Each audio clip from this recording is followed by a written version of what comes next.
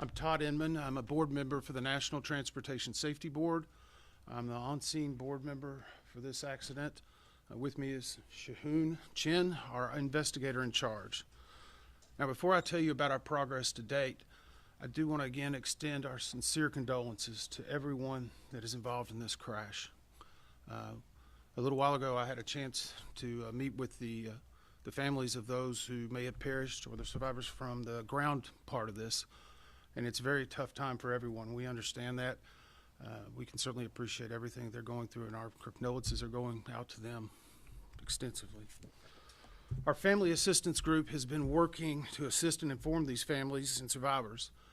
They will continue to do this support to all the families who lost loved ones and those that may still be missing throughout the entire investigation, both on scene and before we issue our investigative report. Now, let me stress one thing. Our first and foremost priority is the recovery of those who are still missing. This investigation is not impeding that in any way. They deserve to be treated with dignity and with the respect that they've earned. We are working very closely with the local authorities to make sure that if there's any identification of a survivor or recovery of remains, anything like that, that is the first thing that takes priority. And so I think it's important that we understand that. I also want to point out the coordination that we've had with the Louisville and the state EMA directors. Their work has been extraordinary, especially as we continue on into day 3 of this investigation. The Louisville EMA director has been a great asset to us and to everyone, and is diligently working to make sure we can bring closure to as many people as possible. It's been a very active response. Today is our first day fully of being able to investigate. So I'd like to also tell you a little bit about what we call the party process. This has been in place with the NTSB for approximately 30 years, and we offer this party status to those companies, government officials, agencies, and associations that have employees or activities that were involved in the accident and crash, and that they can bring technical expertise to help us understand it. In our organizational meeting, which occurred last night, we wrapped up at about 9:30 last night. In fact, the teams actually continued to meet after that for several hours.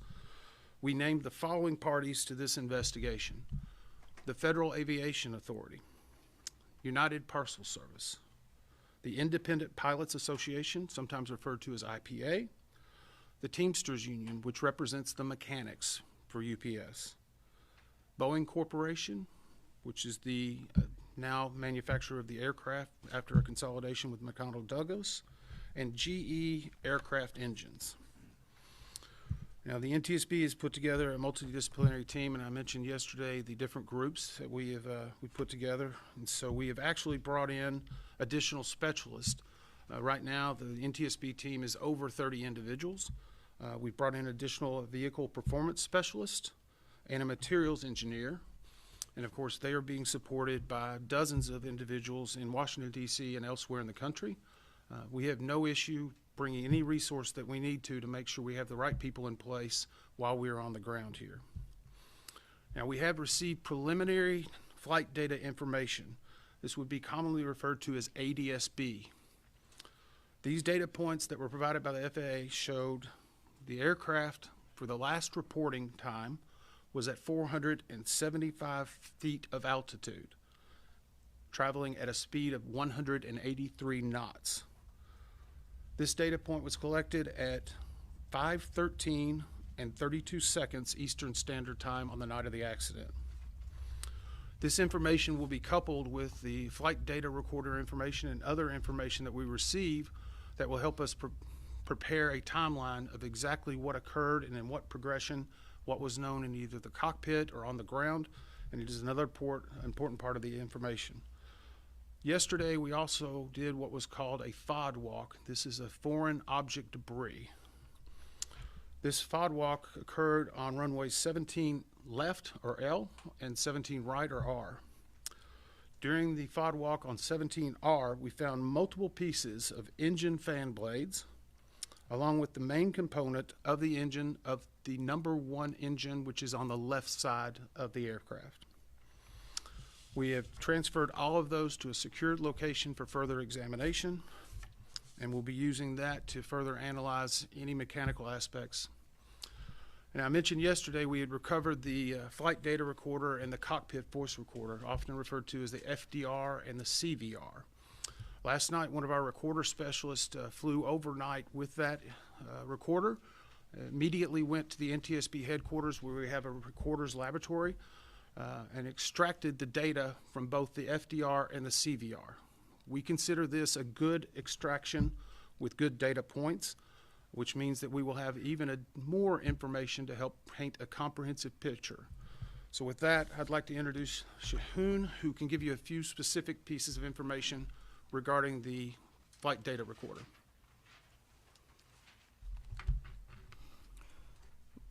Both recorders were recovered and disassembled at the NTSB Recorders Lab in Washington, D.C. The FDR, or the flight data recorder, download was successful. It had about 63 hours of data over 24 flights, which included the accident flight. This FDR recorded about 420 parameters. Those parameters included altitude, airspeed, engine information, as well as system statuses for the onboard systems installed.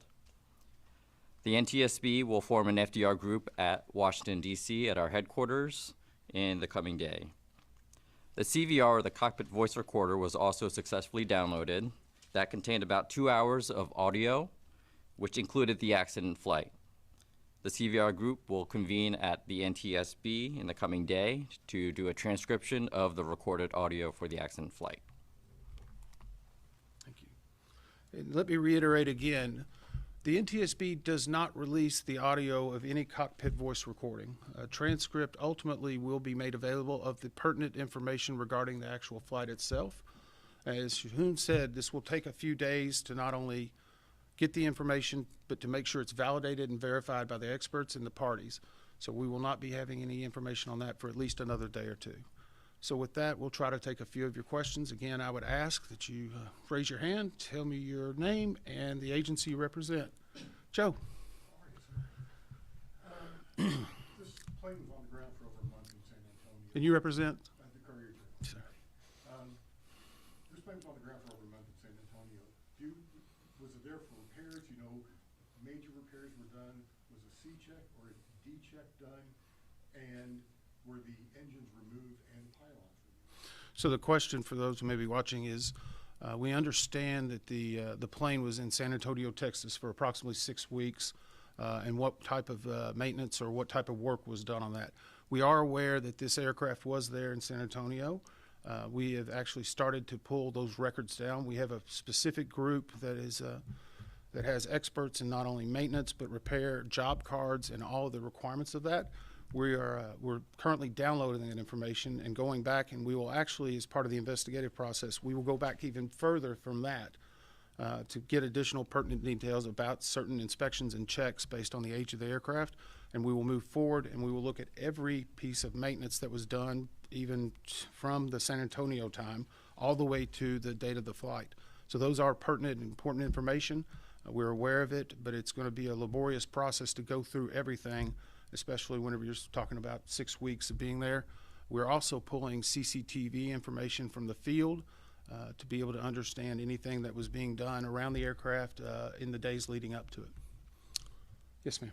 Valerie Chen with WDRB News. There were reports that the plane was delayed that day as the engine was being worked on. Can you confirm that, and what details do you have? So the question was, there's reports regarding delays in regard to the engine before the flight. We've queried, and UPS has told us at this time there were no maintenance work done on the aircraft in question immediately prior to the flight that would delay it in any way, shape, or form.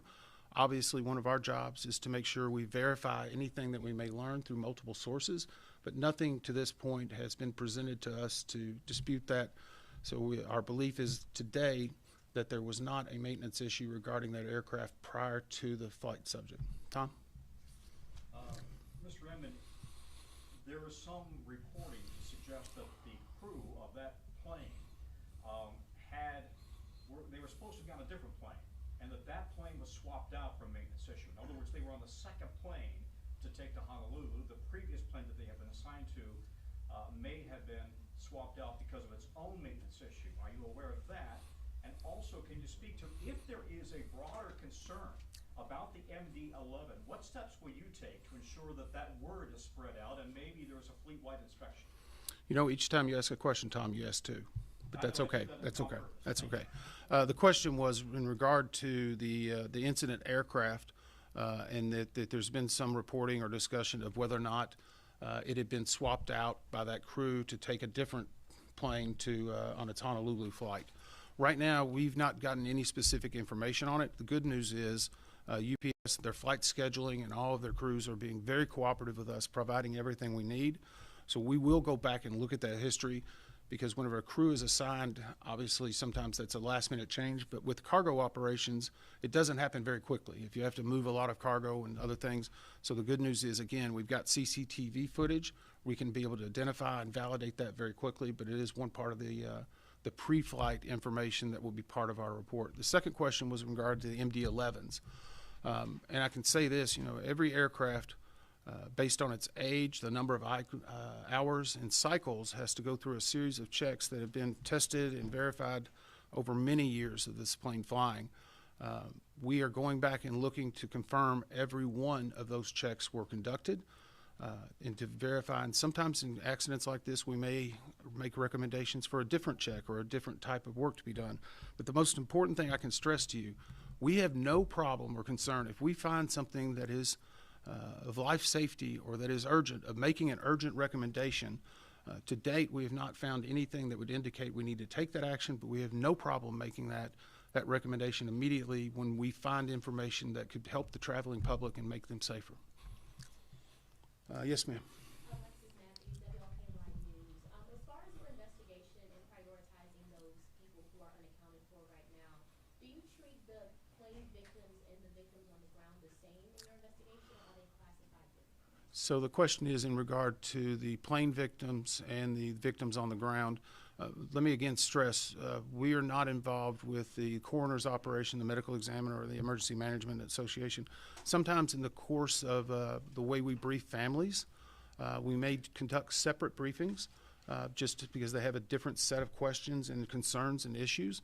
As I said earlier today, I briefed the families of those who were on the ground. There were approximately 50, 60 people. It's a tough situation. It's hard. Their main issue is, where's my loved one? Because right now no one's been identified. After this conference, I will be briefing the families of those that were on the plane itself. So the only real differentiation for us is how they receive the information, which may be pertinent to what they need, especially in the early days of an investigation. Yes, sir. Two more questions, please. Conrad Deluche with WHAS. As part of the investigation into this, is there going to be an attempt to reconstruct the entire plane, or even just the left wing where the engine fell off? So the question was, will there be an effort to reconstruct the entire plane or just the engine? It depends on what we need to do. Right now, we're recovering still a lot of debris. I was at the incident location today and spent several hours walking, and you can very clearly see a path, if you will, from where the airport was and to where the debris field is. And you can kind of see it aerially, but whenever you're standing there, you can see burnt trees. You can see molten. While we were there, we actually, one of the other engines was very prominently positioned, but it's a large item that'll need crane work to be able to bring in. As I said earlier, the number one engine on the left side, we have already retrieved and put it into a secured location. We will do everything we need to find out what happened and to figure out how to keep it from happening again. We have no problem if we need to. We've reconstructed entire planes that were in the ocean before.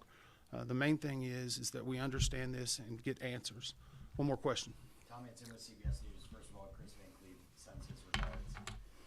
I just want to circle back to the history of repairs. I know that you guys are downloading that, you are sifting through that history. We've seen reports that it needed repairs on one of its fuel tanks and on a rusted part of the plane. How confident are investigators that those repairs satisfy the safety criteria for this plane to fly? So the question was regarding some reports that possible needed repairs that were done. Every aircraft operates with what in an airline such as UPS operates with what they call a minimum equipment or minimum requirements. the parameters can change based upon what the necessity is, because sometimes you can have something that maybe a light is out and it's still safe to fly. So there's a lot of information. The good news is we have a number of MD-11 pilots and mechanics that are all certified or instructors. Last night during our organizational meeting, the parties that were named to it and the individuals all had to give their background. We have hundreds of years of experience on the MD-11 and its maintenance, so I feel very comfortable that those experts are going to be able to see if any repairs should have been done or not. And again, if it's something we learn from this investigation, we have no problem making an urgent recommendation in order to correct the future activities to ensure the traveling public is safe. Thank you very much.